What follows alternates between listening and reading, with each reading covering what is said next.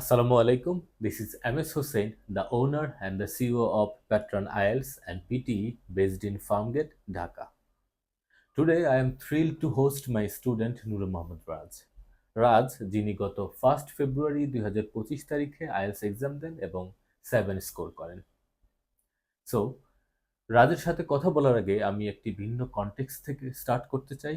সেটি হলো ভারতের একজন বিখ্যাত কমেডিয়ান জাকির হোসেন তিনি তার কোনো একটি বক্তব্যের একটি নির্দিষ্ট সেগমেন্টে বলেছিলেন যে তিনি ছোটবেলা থেকেই ঈগল অনেক বেশি পছন্দ করেন।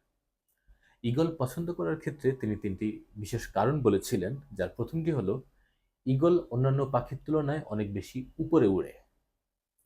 নাম্বার 2 হচ্ছে ঈগল যখন উড়ে তখন এটি কোনো শব্দ করে না। That means when eagle glides it doesn't sound. আরেকটা জিনিস তিনি যেটা বলেছিলেন সেটি হলো ঈগল যখন তার কোনো প্রে বা শিকারকে দেখে তখন অনেক বেশি ধৈর্য নিয়ে অপেক্ষা করে, অর্থাৎ ঈগল যতক্ষণ পর্যন্ত না তার শিকারকে গ্র্যাব করে ততক্ষণ পর্যন্ত ধৈর্য নিয়ে অপেক্ষা করতেই থাকে। কোনো কোনো ক্ষেত্রে এই অপেক্ষা অনেক দিন ধরে চলতে থাকে। তো এই বিশেষ তিনটি গুণই আমাদের স্টুডেন্ট নূর মোহাম্মদ রাজের মধ্যে বিদ্যমান। আমরা প্রথমে রাজের সাথে পরিচিত হব, তাকে কংগ্রেচুলেট করব এবং তার এই বিশেষ গুণগুলো সম্পর্কে জানতে চাব। Hello Raj. Hello, sir. Raj, a very big congratulations on your achievement in IELTS. Thank you, sir. You are most welcome. রাজ, আমরা ঈগল পাখির সাথে আপনাকে তুলনা করলাম, বিশেষ করে প্রথমত বললাম আপনি অনেক উপরে উড়াতে বিশ্বাস করেন, দ্যাট মিনস ভালো স্কোর করার ক্ষেত্রে সেটা আপনি প্রমাণ করে দেখিয়েছেন। নাম্বার 2 যেটা আমরা বলেছি সেটা হচ্ছে নিঃশব্দে চেষ্টা করা, দ্যাট মিনস মনোযোগ সহকারে চেষ্টা করা এবং সেটা সম্পর্কে বলে না বেড়ানো, যেটি আপনার মধ্যে আমরা শুরু থেকেই অবজার্ভ করেছি।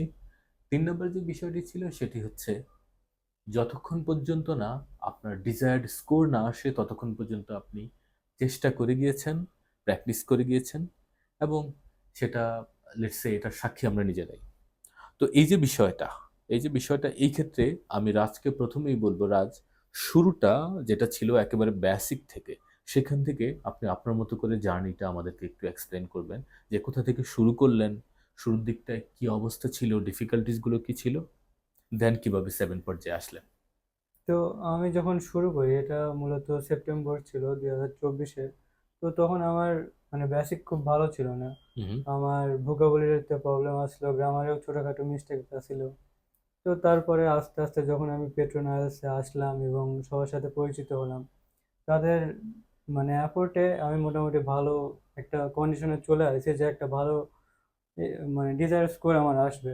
তো যখন আমি বুঝলাম যে আমার ডিজায়ার স্কোর আসবে, তো তখন আমি পরীক্ষাতে বসলাম আর 7th হয়ে গেছে। 7 হয়ে গেল, all good. So in a very short line যেটা রাজ ডিসক্রাইব করলেন যে কিভাবে শুরু হলো কিভাবে শেষ হলো।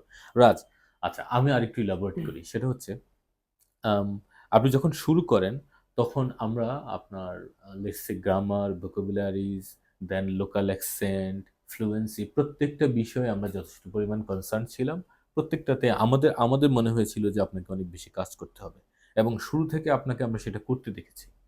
আমার প্রশ্ন হচ্ছে বিশেষ করে প্যাট্রোনাইলস এই পার্টিকুলার যে কনসার্নগুলো ছিল এগুলো রিমুভ করার ক্ষেত্রে আপনাকে কতটুকু সহযোগিতা করতে পেরেছে? পেট্রোন আইএলটিএসের সবচেয়ে ভালো একটা জিনিস হচ্ছে এখানে আপনার আনলিমিটেড মক টেস্ট আছে।